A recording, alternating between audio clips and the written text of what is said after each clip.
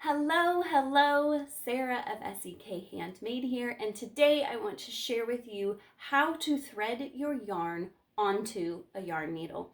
I will confess, one of my least favorite tasks of any project is weaving in the ends, and the only thing that makes that less desirable is when I'm having a hard time getting my yarn onto my yarn needle, especially if the project has lots of ends to weave in.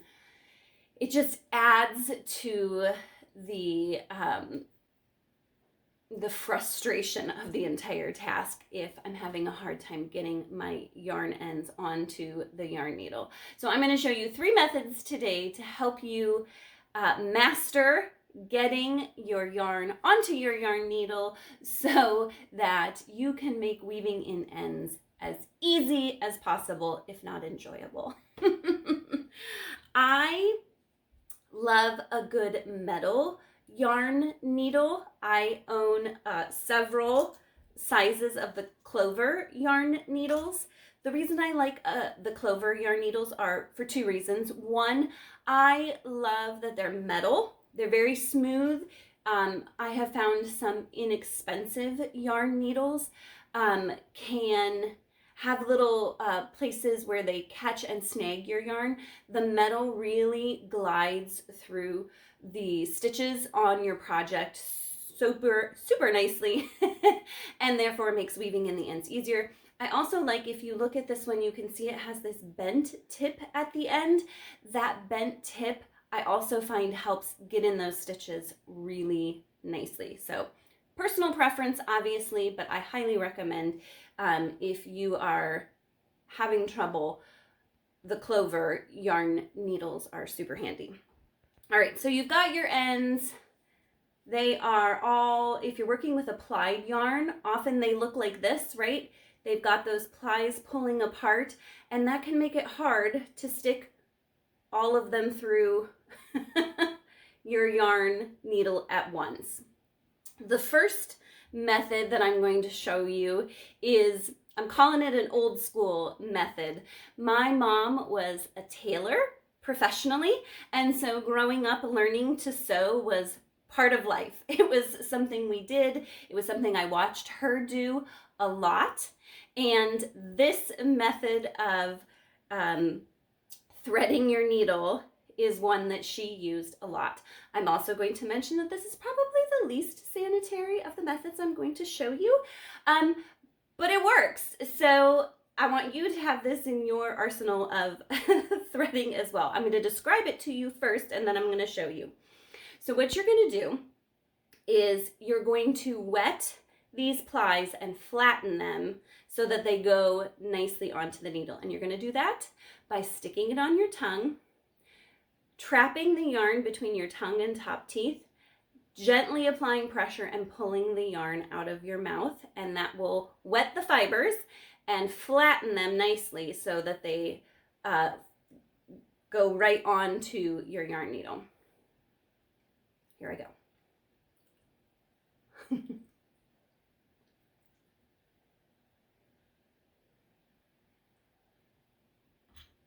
Once they are damp and flat, you can see all my plies went right through. Left a little yarn in my mouth, which is another reason why it's maybe not my most favorite method, but they all went right through. Quick, easy, no extra tools, done. So that's the first method. The second method I'm going to show you is my most preferred method and the one that I use regularly. What you're going to do is you're going to take your yarn needle, and you want the eye of your needle facing flat. You're going to take your yarn, wrap it over the eye of the needle, and then you're going to pinch that yarn that you've wrapped over between your thumb and your pointer finger. You're going to squeeze it tightly because you want that yarn to be nice and taut. Remember, it doesn't really matter if you stretch this very end of the yarn because it's eventually going to be clipped off. So wrap it around, pinch it tight, pull it off the end of your needle, turn your needle, and just thread that loop through the eye of your needle, and you're pulling all the plies through at once. super handy, super easy. And again, you don't need any extra tools to accomplish that one.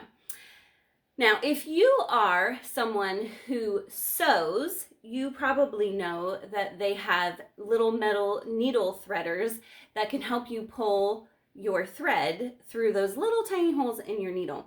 And I have found something similar for yarn, and it's bigger, so it's a little easier to maneuver with fatter yarn. You can even use this for super bulky yarn. So this is my secret weapon. This is not a yarn tool. This is a flosser. So if you go to your local drugstore and look in the flosser section, these are less common nowadays, but if you can find a package of these, they'll last you forever.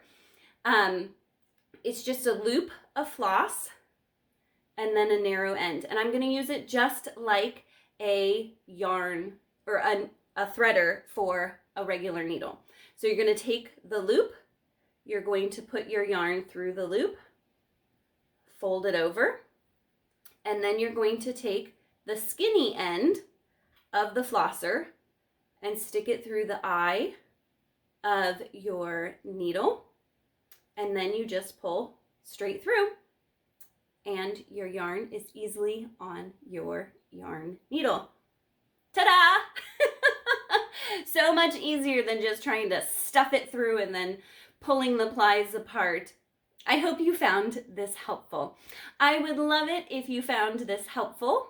If you would like this video and subscribe to my channel so you don't miss out on any tips and tutorials, be sure to turn on notifications, and YouTube will remind you when I post something new. If you don't want to miss out on anything SEK handmade related, there's a link in the description below to sign up for my email list. I'd love to have you join us. I love sharing all sorts of helpful tips to my email list and special discount codes. Thank you so much for joining me today. I hope you found this very helpful. Happy crafting!